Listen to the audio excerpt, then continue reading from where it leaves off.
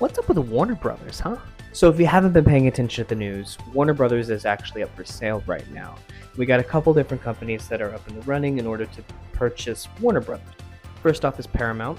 Now, if you know, Paramount was recently under fire for the capitulation scandal when they took Jimmy Kimmel off the air because Donald Trump told them to. And the CEO of Paramount was actually found in the Oval Office during the Saudi meeting with Donald Trump the other day.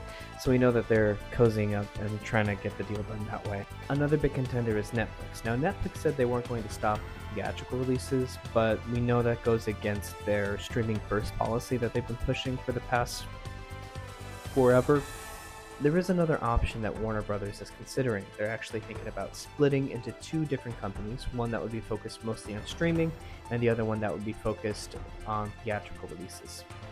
If one of these big companies were to purchase Warner Brothers, that would give them significant control over the media, as a lot of the companies that are looking at them already control a lot of the media so far. So much so that we have Senators Warren and Sanders that are warning against it, saying that would be almost like a monopoly situation.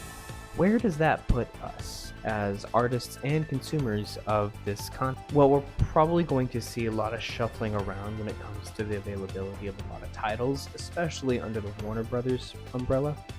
As artists, if the buying and acquiring of Warner Brothers does go through, we're probably going to see a lot less bargaining power when it comes to certain things, just because that's the nature of monopolies. But here's my prediction, my personal prediction. I think it's going to end up like Tumblr.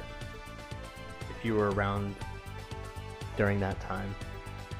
For those of you not in the know, Yahoo bought Tumblr a while back thinking it would be a great acquisition, and it ended up crashing Yahoo. Whoops.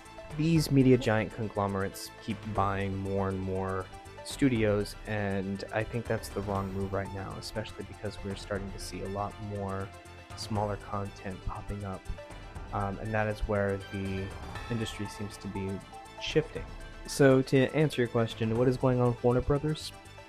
I don't know. Should I care? Maybe a little bit.